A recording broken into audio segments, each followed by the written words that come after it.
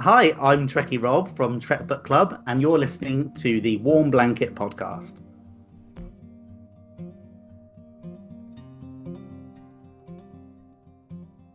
Hello and welcome to another episode of the Warm Blanket Podcast, where we embark on a journey to see what makes us feel good about Star Trek, where the love comes from, and what it means for us. In short, what is our warm blanket?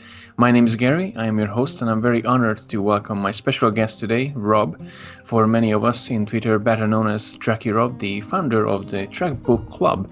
The TrekBookClub is where he opens up everyone's eyes to the wonder of the Star Trek literature. He's one of the kindest, most enthusiastic and generous soul who I ever had the fortune to come across with over my journey. Ladies and gentlemen, let's give a very warm welcome to the one and only TrekKieRob. How are you today, sir? Wow, that was far too kind. Thank you. It's true. Like as I mentioned off camera, and we know each other we don't know each other, and we don't know each other as much as I always think, because I always think so much of you, which I hope is a good thing. and you are one of the kindest person out there, and I'm really just fortunate to know you directly, because I think we never really met in person. We haven't, no, we've talked about it for quite a while, but we haven't had the chance to meet yet. But hopefully one Yeah. day soon. It's crazy because I remember I wanted to see you. Bless you. I wanted to see you in the destination convention. I think it was last year. Yeah, it was Yes. last year. Yep. Yeah, in Yep. in, in Birmingham.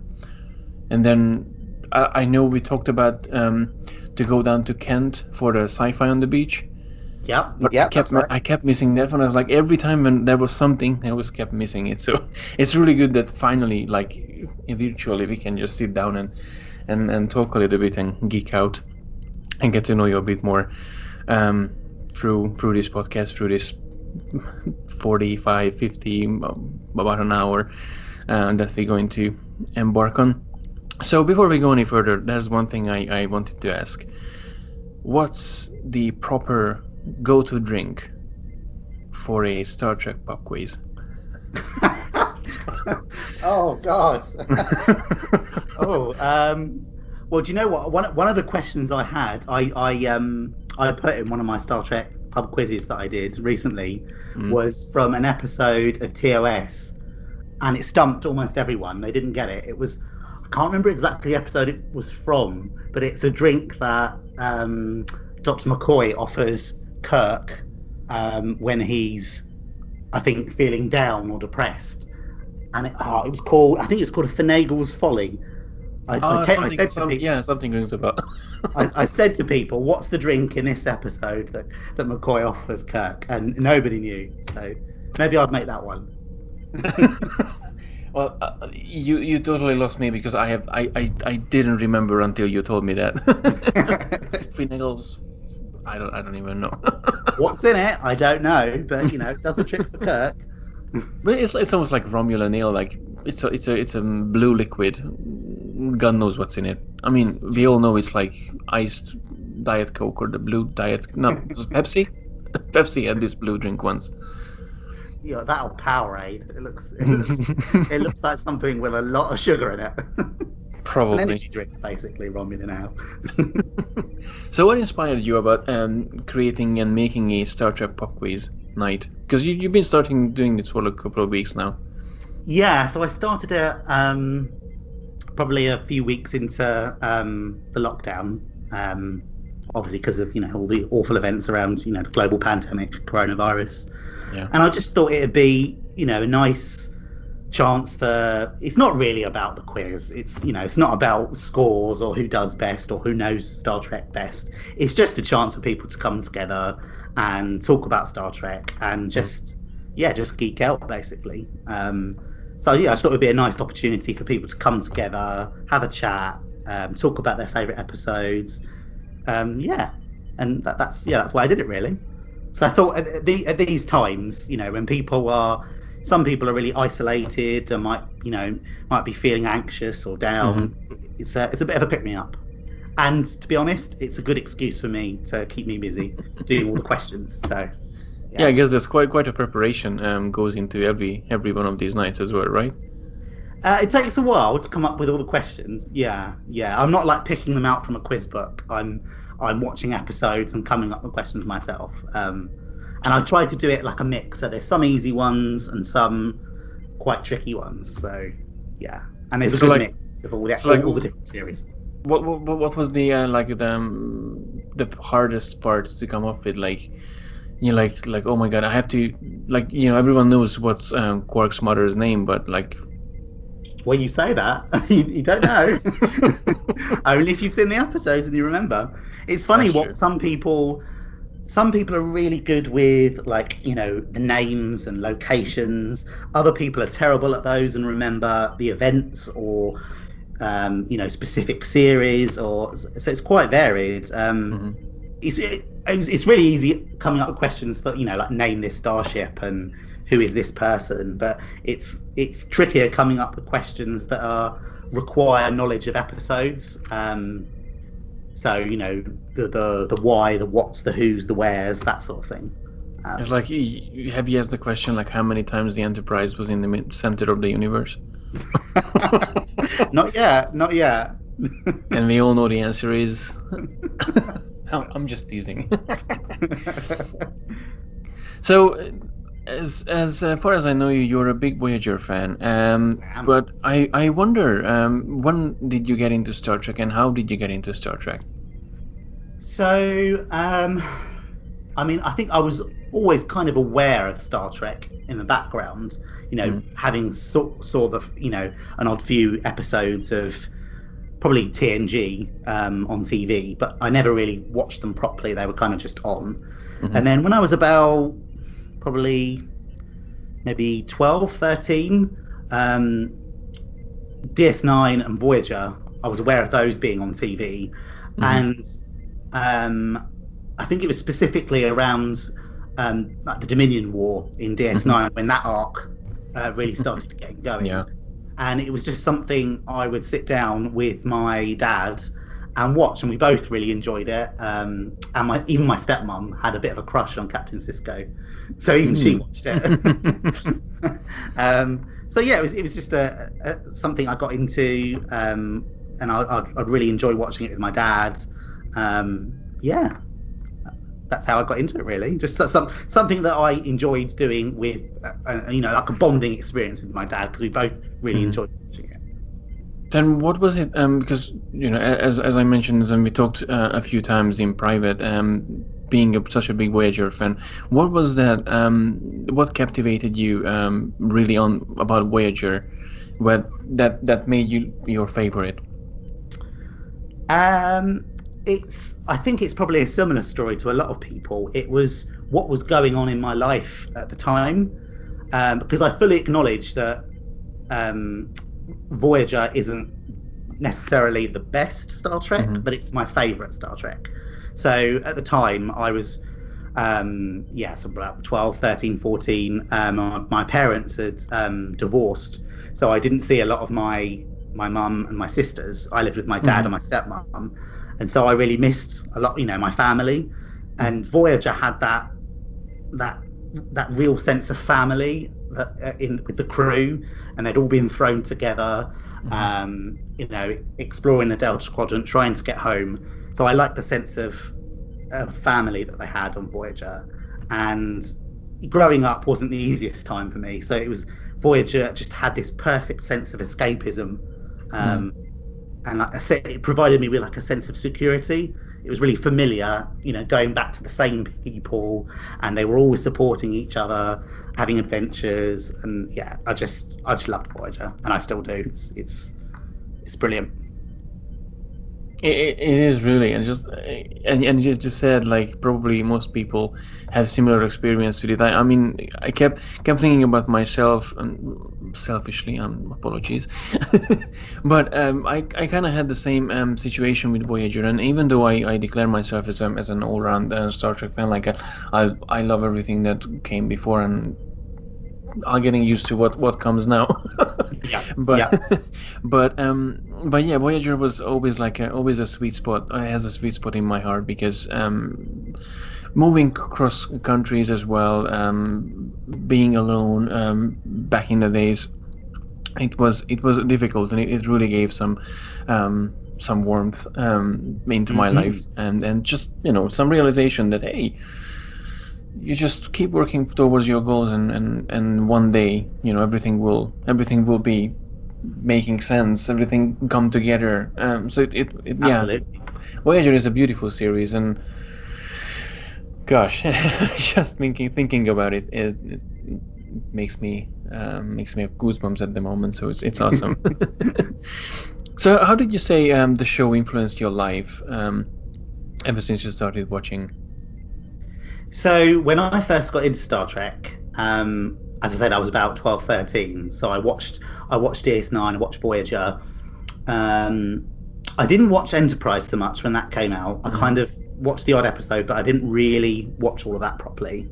And then I did my GCSEs, my exams in secondary school, went to university, and I kind of Star Trek was I still enjoyed it, but I didn't really Hmm. watch it as much, and it kind of fell off into the background. And then Hmm. probably maybe 4 or 5 years ago, I kind of just started discovering like YouTubers like yourself, podcasts, like podcasters like, through like Trek FM, Hmm. Trek Live, the Tricorder transmissions, and lots of other fantastic Star Trek, creators. Hmm. And it kind of just reignited my interest in Star Trek. And I hadn't realised, because I grew up really not knowing anyone else that liked Star Trek like I did, and that was kind of like, say, 4 or 5 years ago was when I discovered how big the fan community is, the Star Trek fan community is, and how awesome they are. It just feels like, I know it sounds really, really cheesy, but it's like it's like a little family. Even though some of Hmm. these people you've never met, I genuinely feel really close to some of them. They're just, on the whole, Trekkies Yes. are the most fantastic people. Some of the kindest, most caring, funniest, most generous people you can meet. So, in terms of how it's influenced my life, in many, many ways, it's connected me with the fan community, and I've made some fantastic friends through Star Trek, and I count you as one of them. Oh, Um, thank you. and genuinely, some lifelong friends. I think people that have helped me through some really difficult times. People that I know that when I'm having a tough time, I can reach out to them, and they'll be a friendly ear to listen to me, and cheer me up. So it really has influenced my life in a lot of different ways, and also I try and, again, this might sound a bit cheesy, but Star Trek, we all say that Star Trek's the future that we all want, we hope Hmm. for, um, and I just think I try and be what the Star Trek universe teaches us. So to try and be kind, to try and be generous, to try and help your fellow human being, and that's what I try and, whenever I'm doing things, I try and think of, I try and think of Star Trek and what those people do, what people in Starfleet do to help each other and help Hmm. other people, and that's what I try and do. So yeah, it's influenced me in lots of different ways. And I think you're doing it greatly. I mean, I did not say those words just out of you know kindness, because it comes from the heart, really. You're one of the kindest people I know from the community, and you always have a good word for everyone. When whatever happens in their life, you're always there listening, and vice versa. I Yeah, I'm just it's really good to know that, as you mentioned, the Star Trek community is full of inspiring people, and yeah, it's one of the best community to be a part of in terms of franchise. I never come across with anything like this before. Absolutely, yeah, same. It's yeah. As I said, Trekkies are some of the best people you can meet. That's very true. And talking about influences, you influenced the literature part of the Trek community because you have come up with, you founded the TrekBookClub, this which is became a big staple now in the community. So tell me about a little bit about the TrekBookClub. How did you come up with the idea, and what's the, you know, what was the idea behind coming up with the TrekBookClub? So I was at the point where I'd kind of consumed most of the Trek that was out there. Although there's some of the original series I haven't seen, and some of the animated series, but on the whole, I'd consumed most of the Trek that was out there. So I thought, I need new material, and I'd been aware of Star Trek books, and I just didn't know where to start. And so I thought, you know what, I'll just delve right in. And I thought it'd be really cool to, rather than just read them on my own, to discuss them with other people. And I'm a really slow reader, and I get very easily distracted. So having a purpose when I read really helps me. So when I'm reading a Star Trek book, I take lots of notes, write lots of questions, and then I use that for the Trek Book Club when we have our discussions on Twitter. So it was just a good way for me to delve into the Star Trek literary universe, and to discuss them with other people that were reading Star Trek books and wanted to get into Star Trek books, because it can be very daunting, because there are so many Star Trek novels. When you look at, there's some really cool flow charts that people have done of all the novels and how they link and what order to read them, and it can be quite daunting to know where to start. So that was part of Trek Book Club, the idea behind Trek Book Club as well, to try and help people, ease people into that literary world. So it's not just to, because as you mentioned, there's so many of them. I don't know how much, but I can imagine that as much books exist at the moment, that probably episodes out there from all of the series, pretty much. Do you know what? I don't know exactly how many there is, but my guess is there's probably more novels than there are episodes, but I don't know that for certain. Which is kind of interesting. There are a lot. So in its own way, like because far as I'm aware, I think I have one or two books that I still haven't read. But for every series you have a massive amount of books, and I have a feeling that for every series you have like a second series, like another 7 seasons of books. Yeah. So there's some great, like, if you want, a lot of them, they have like relaunch series. So they take off from where the TV series left off. So if you wanted to find out what happens after the end of season 7 in DS9, or when Voyager make it back to Earth, the books fill in the gaps. So that's what I like about them too, that they fill in bits that you don't know from watching it on TV. So what happened before, what happened in between episodes, and what happens after we leave each series. And that's why I like them, especially with Voyager, because I know a lot of people, myself included, when Voyager get home, you want another half hour just to see them on Earth, and you finally get that with the books. I knew which one you talking about. What was the recent one that and I started reading it as well. So Project Eden? Not that one. The ones where the Voyager crew, it literally takes place after Endgame. So when we see the ship Voyager making their way back to Earth, the books start at that very point. So that's Homecoming and The Farther Shore are the first 2 books of Voyager being home. And then for not last month, the month before, we read, for Trek Book Club, we read Full Circle. Full Circle, that's the one. Which is a bit later on in the Voyager relaunch series, when, well, spoiler alert, If you don't want to know, stop listening now. Well, I only read like the first couple of chapters because I so wanted to be ready for Trek Book Club, and I failed. It's hard. It is hard. People have got, have got really busy lives, and it's a big commitment to sit down and, I find it hard. I struggle sometimes to read a book in time for the discussions, but that's why, again, as I say, I probably shouldn't admit to this, but that's why I do it, because having these discussions motivates me to get it finished in time, and yeah, so.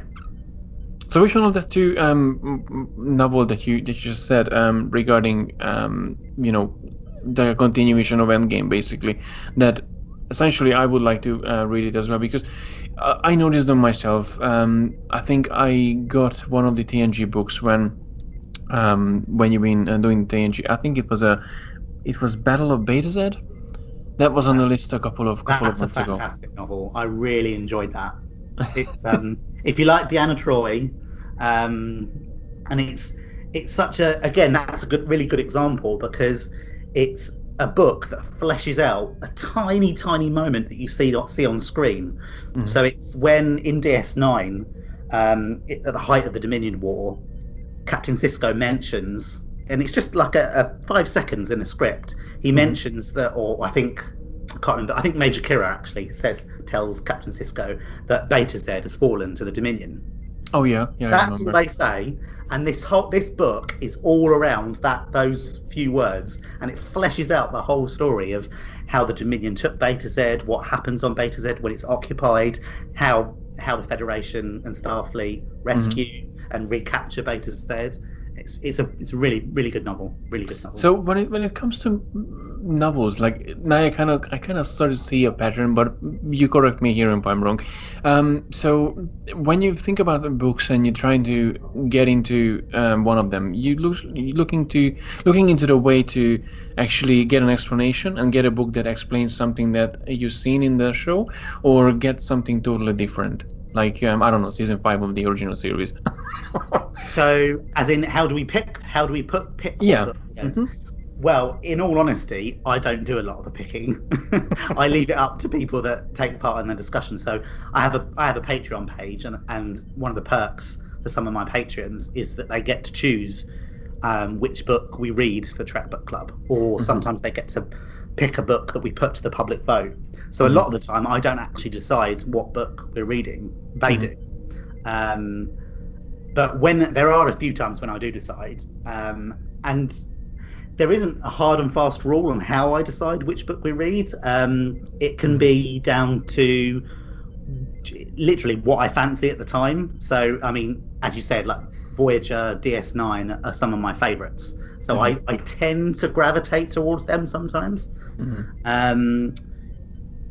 Sometimes it's when a new book is released. I really want to, devour that and find out about what's going on there.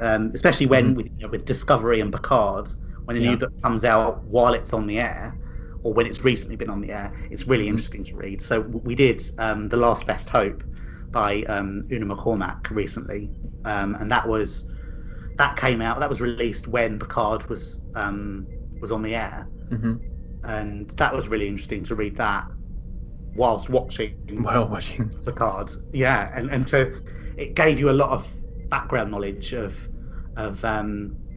the two Romulans, Laris and Jaban, that live with Picard, who they are and why they're there, and it tells you all about how Picard got to where he is and what happened with the Romulan disaster and relocation, and it provides a lot of background. So that's another really good one I recommend. If you enjoy Picard, definitely read that.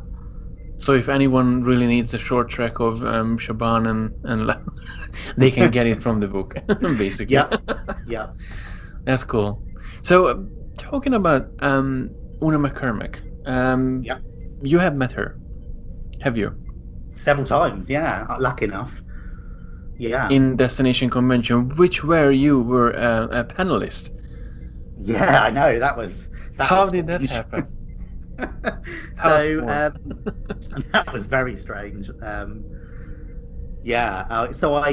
they for Destination Star Trek 2019, It was quite late in the day, but they probably about a month or maybe a month or two before the convention, they tweeted out that they were going to have a fan stage.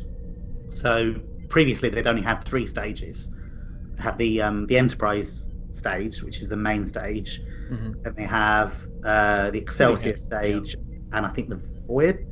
Is it a Voyager stage? I think it was a couple of years ago. It was Voyager stage, but I'm not sure what these days. And so they added a 4th stage, which was a fan stage, and they said that people could submit ideas for panels. So I thought, why not? Because the previous year when I'd been, they often have panels discussing with the authors, discussing books and new books coming out. So I thought, well, why not? I think I could do that. And I thought I could even have like a live version of what we do at TrekBookClub, like a live book discussion. So I submitted the idea, and then was lucky enough to hear back and got accepted. And I reached out to Una McCormack and said,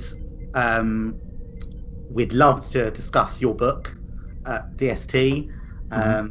We'd love to have you with us to discuss your book. And she agreed. She was brilliant about it.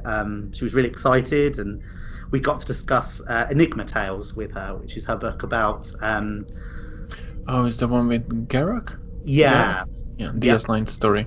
That's right. So it's post-war, post-Dominion War Cardassia, and it's got Garak as the leader of the Cardassian Union, and it's got Dr. Pulaski in it from TNG. Oh wow! And it's spoilers. It's a great novel. It's really fun. She's really good in it. He's really good in it. It was brilliant just to have her with us discussing her book, and why, because she writes that she really enjoys writing about Cardassians, and Garak's one of her favorite characters.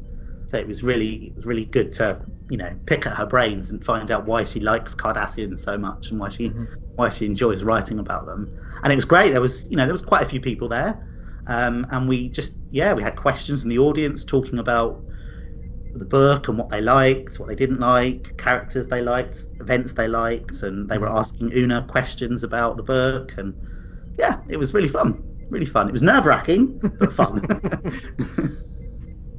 Well, I still remember when you posted, and I seen pictures of you on stage with Una McCormack, and I was like, and I don't know, I just felt so happy for you, because I know we talked about this in the last couple of years, and how you got back into Star Trek in a sense for the community, and how you started all these things, and being there, it just, I don't know, just felt that immerse. I don't know, I'm just like waving into the air now. I don't even know what to say. It's like one of those moments in the podcast when I'm like, Gary, talk. Awkward silence. No, but it's true. Imagine doing that on stage at DST, and that. So I know how you feel. It's funny. I only been in one convention, and it was really a small private convention in Kings Langley. Bless them. It was fantastic. It was awesome. But I remember I had to go up to the stage, and in the audience there was the other panelists plus 2 other people.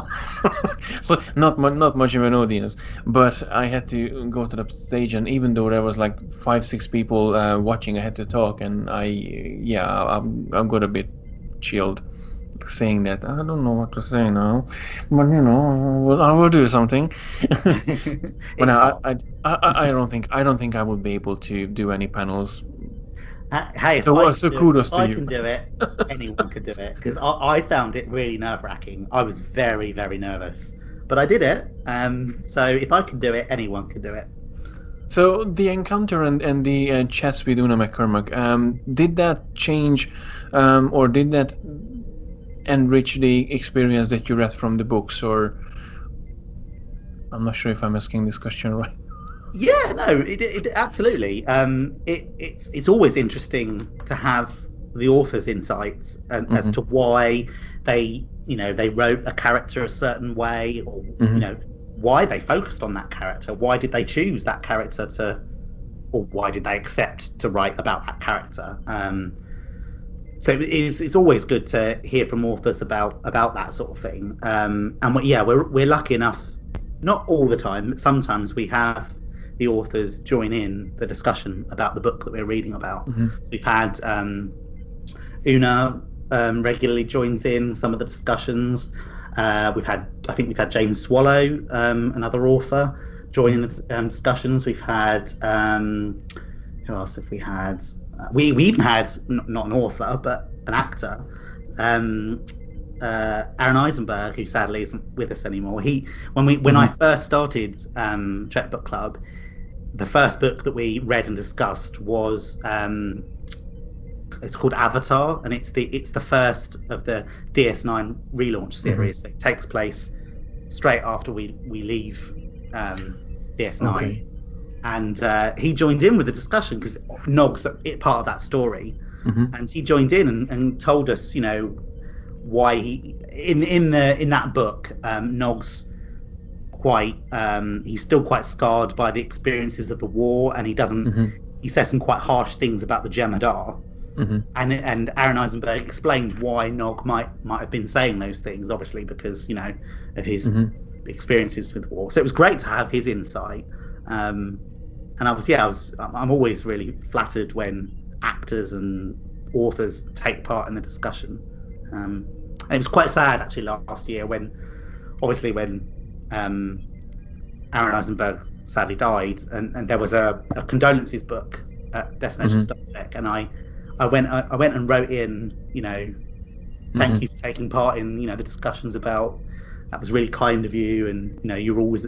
He just seemed like such a kind soul. He was always willing to talk to fans, and whether it was at conventions or on Twitter or social media. So it was nice to be able to get to do that. Yeah, no, he definitely was one of the. I remember even when I met him, I think it was 4 years ago. He's definitely one of the nicest people in the Star Trek actor group. Not to say that the others are not, but he was like so open and so chatty, and like taking time to, even if he wasn't being intimidated by if he heard the same question like a million times. Like, yeah, of course, because I guess he was. For me, it felt like that if he answers a question about his character that he answered probably 15 million times, that's one explanation for that someone is going to be always new and always new experience. Because that person never knew that fact. So, but a lot of things is like that, I guess. So, this is something that might be a bit cheesy, but I do have to ask.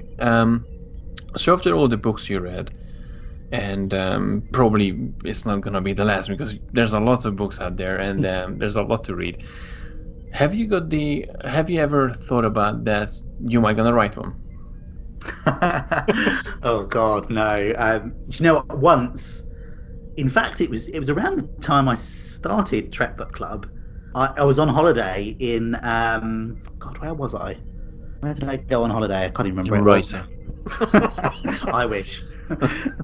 It was somewhere in, I think it might have been Northumberland, I think, and it was a really remote location, and it was a cold, dark, miserable night, and I didn't have much to do, so I sat down with pen and paper and thought, you know what, I've heard about fan fiction. I'll just for the fun of it, just for me, I'll just flesh out a story. But I've never actually, put pen to paper or put anything online or anything like that. But funnily enough, Una McCormack, when people regularly ask her about how she got into writing Star Trek novels, and that is how she got into Star Trek novels, into becoming an author. She wrote fan fiction and posted it online, and someone an editor approached her. It doesn't, and she always says that she's incredibly lucky because that isn't a common way to get into it. She says she was very lucky to get into it that way. But I haven't ever I wrote like a page or two of a rough story idea, and unsurprisingly, it was based on Voyager. But maybe one day I'll properly write it down and maybe put it on a fan fiction website. We'll see. You should. I mean, definitely the amount of books that you read. How many books did you read ever since you started the book club? So we read one a month. I think we're on. I think this one is the 35th this month. Wow. So, yeah, we started it in I think August 2017. Mm-hmm. So it's been going for a few years now.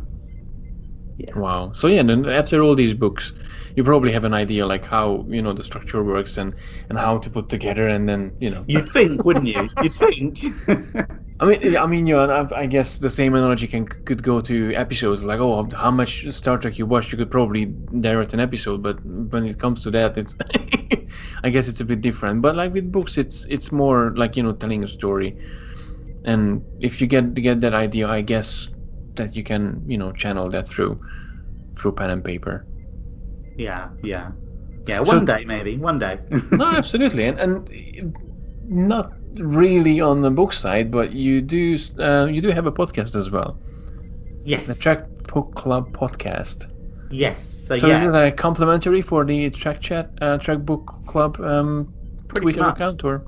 Yeah. So we just talk about the books. So myself and my co-host Rick, we discuss the books that we read for Trek Book Club, and we read out some of the comments that people have made during the discussion on Twitter, and we talk about those. So it's just a complimentary version of what we do on Twitter. Instead, it's just me talking about it with my friend Rick.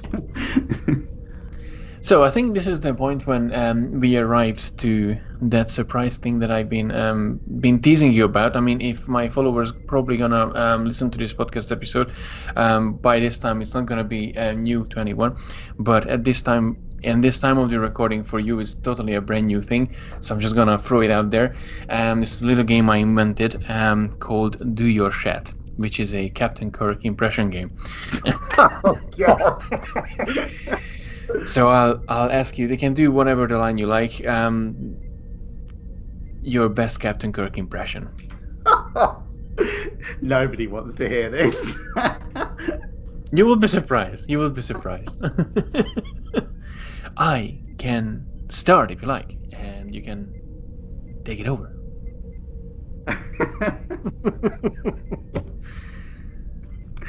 Yeah, I guess that's the only way you could do it. Really, is by talking like this. That's as far as my impression goes. No, that's fun. No pressure at all. I mean, it's a silly little game. But yeah, no, it's fun.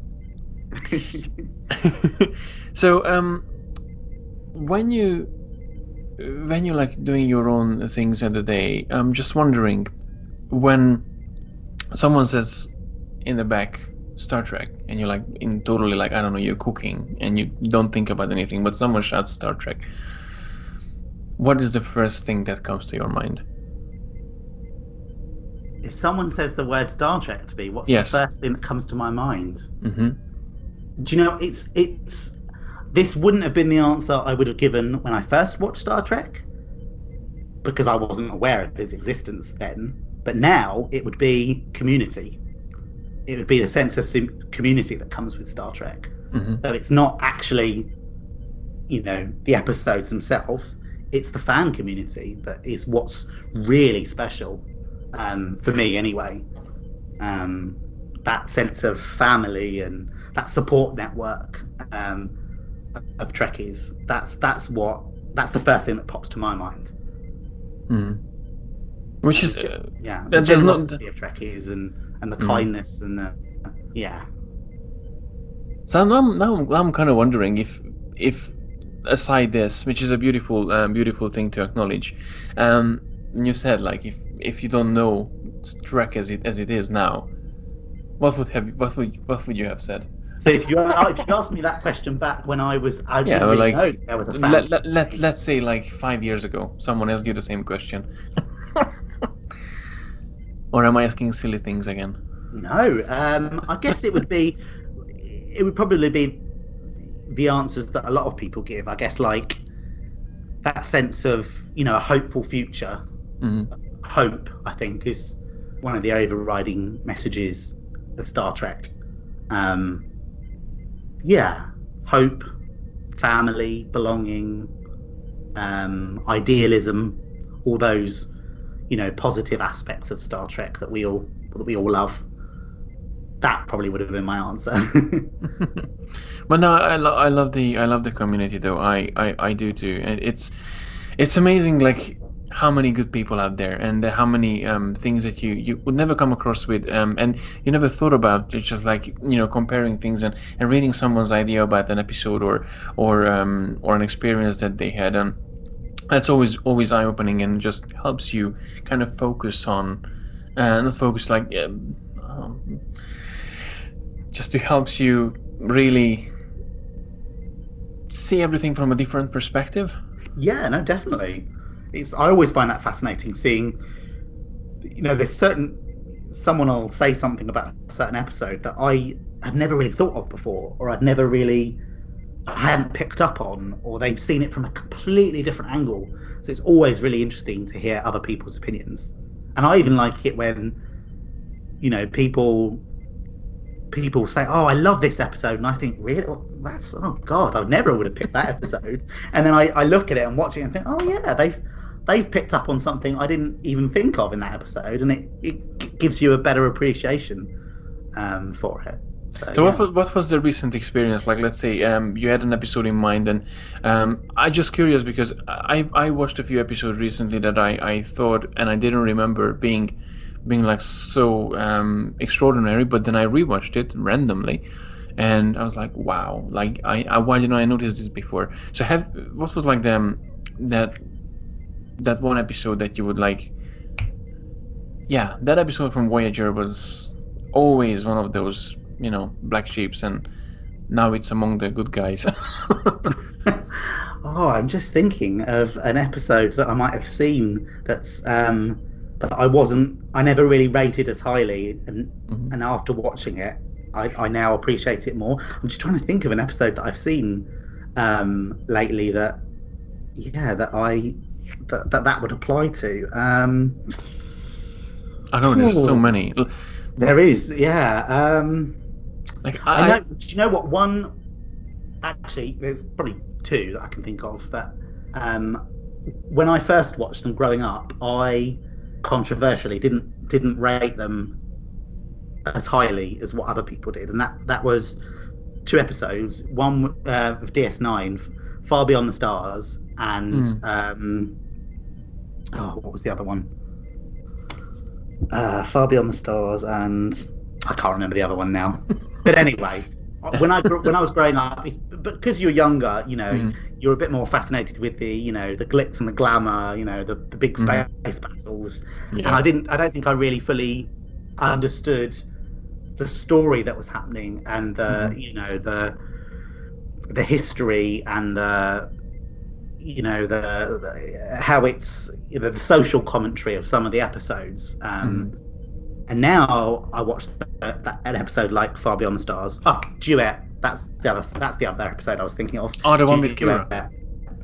Yes. So growing up, I didn't get those episodes really. Mm, Because they don't have big space battles. There's not lots of action and drama. It's just about characters, yeah. and it's about emotional struggles and turmoil and but now because I'm older, I get that a lot more. I get the episode. I get what it means, why it's talking about these things. Duet is obviously looking at Kira's past and the awful struggle that she had during the occupation and the slaughter of her people. And then Far Beyond the Mm, Stars, obviously, it's talking about the civil rights movement and the struggle for the black communities to for equality. And yeah. now I fully appreciate how awesome both those episodes are. both as just stories and because of what they're talking about, in terms of, like I said, Far Beyond the Stars, the history with, the fight for civil rights movement, and with Duet, parallels with the Second World War and Nazi Germany and the Holocaust and things like that. So I think sometimes it can, when you've watched an episode when you were younger, and then you come back and watch it when you're older, you have a much better appreciation for the story. I think I had something similar with Voyager at some point, because I like, just as TNG fans always remember Best of Both Worlds as one of the highlights of the season, and not necessarily for the fistful of data, which probably another fan favorite, and I just said something ridiculous now. But like with Voyager, I know I loved Scorpion, Year of Hell, it was beautiful. Equinox was one of my favorite double-parter, but Equinox. But like, thinking about an episode like Mortal Coil, which Neelix dies and comes back to life because of Seven, and he's dealing with all this, and I didn't remember being such a good episode, but then I think a couple of weeks ago I watched it just out of everything, and I was like, I never been the keen of that episode, but then when I watched it, I was like, wow, I almost teared up, because it was such a beautiful story. Yeah. And I think as I mentioned off camera, I started my DS9 rewatch and Move Along Home, which is a fan disfavorite, let's say, because some people are like, oh, what was the Amorine episode? No one was the Amorine episode, but it's such a charming episode. I love Move Along Home. I've got a real soft spot for silly episodes that perhaps people that aren't always fan favorites, like. The Move Along Home and the Thresholds of the Star Trek world. I love silly episodes like that. I love those. Threshold is a classic. Yeah, it raises a few eyebrows for sure. But then I remember the first watching it, I didn't think about like, oh, they became lizard, and then like, oh, they reverted back to lizard, to human. Like, it just felt fascinating for me back then, and it still does. Even though I know even the actors find it a bit silly. Like, I think Garrett Wong recently said, when they launched the podcast, the Delta Flyer podcast, they said, oh yeah, we have to talk about this episode eventually too. So they're aware of that. That's not a good episode, but it still, I think, it has some really good qualities. And I think all of Star Trek has some qualities. Even if there's no bad episode, it's just, depends how you interpret the episode. Yeah, absolutely. Well, there's one thing that I want to ask, and this is being major part of the podcast, aside from getting to know you a little bit more and what you do, and your influence for the Star Trek fan community, which is in the last couple of years, I have to say that you're one of the most influential people in, as long as the Trek literature goes, and just being kind and being out there and inspiring people. But when it comes to yourself and your love towards Star Trek, and hence the title of the episode, the podcast is Warm Blanket. So the one thing that's how I call my warm blanket is my Star Trek is my warm blanket, because it comforts me when I need it. What is your warm blanket when it comes to Star Trek? I think it's kind of like what I mentioned before. So when it started, when I was a kid, when I started watching Voyager in particular, it provides that sense of familiarity, escapism, and comfort, and it is like a warm blanket that when you're feeling down or you're having a tough time, well, for me anyway, I put on Star Trek, I put on an episode I love, and I immediately feel better. And it's Star Trek's helped me through so many difficult times. So yeah, it really is. The title of your podcast is so apt, because it really is like a warm blanket. It's something we all go to when we're feeling down, need cheering up, or we want a good laugh. we've all got the episodes we go to, the tear jerkers, or the ones that make us laugh, and they always make you feel good. So yeah, that's one of the reasons I love Star Trek. That's beautiful, and then there's no bad answer, because everyone has a different warm blanket. This is beautiful in many level. Well, Rob, what's the future holds for the Trek Book Club and for TrekkieRob? If you can give us a glimpse. Well, hopefully, I intend on Trek Book Club continuing. So I'll carry on reading Star Trek books, discussing them on Twitter. Hopefully, I'll carry on with the podcast. I'm hoping to maybe have some of the authors on our podcast talk about the books that they've written. So yeah, that's something that hopefully will happen in the future.